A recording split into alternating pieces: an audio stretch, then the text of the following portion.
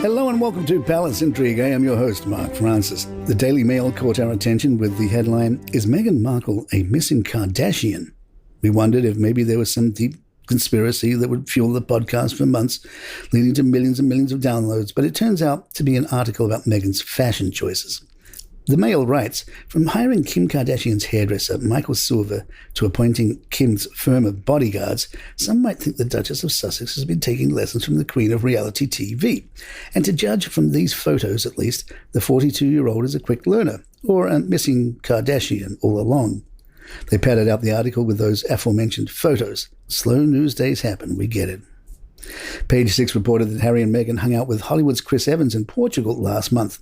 A source told Page 6 that Evans and his wife bumped into Harry and Meghan at a bar or a restaurant while abroad in Europe.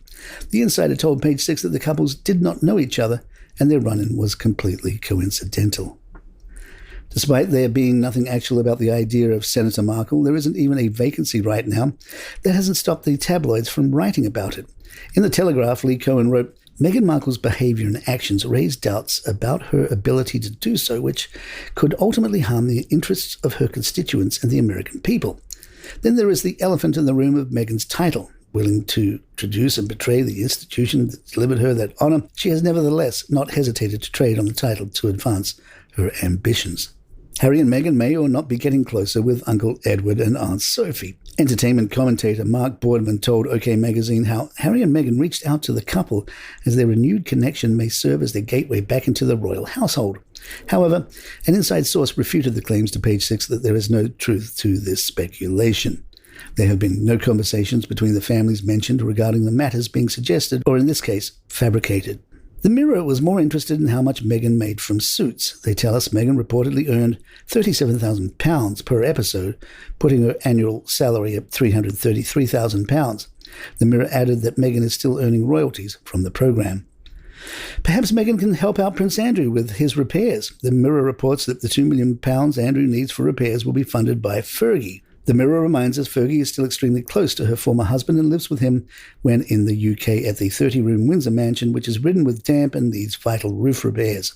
An insider said, but it is more than that. This is about Andrew's pride. Andrew has always stood by Sarah throughout her various past failures, and she sees this as her chance to do the same.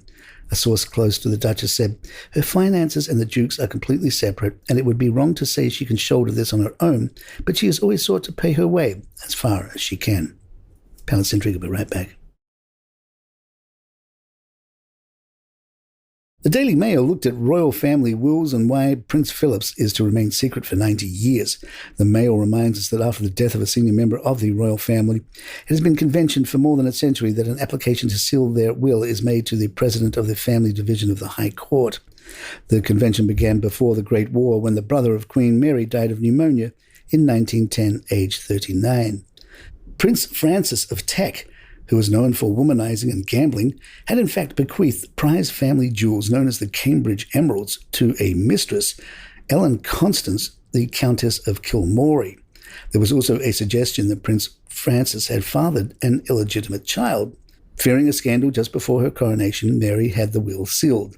In modern times, the president of the family division, Sir Andrew McFarlane, said, I have held that because of the constitutional position of the sovereign, it is appropriate to have a special practice in relation to the royal wills.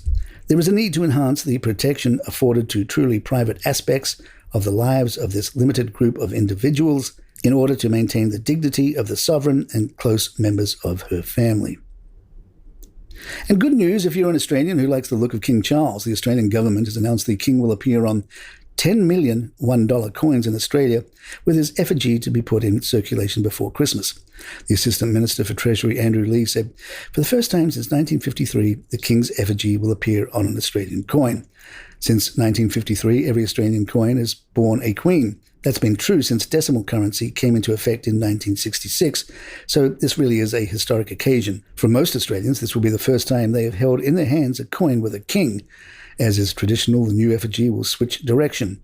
Queen Elizabeth II face to the right, King Charles III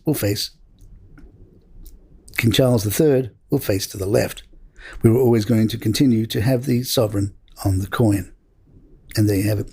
Please follow us on Spotify, iTunes, Google Podcasts, or your app of choice. Even head over to YouTube or youtube.com and hit that subscribe button. It will really help us out. I'm Mark Francis. My thanks to John McDermott. This is Palace Intrigue. Good times.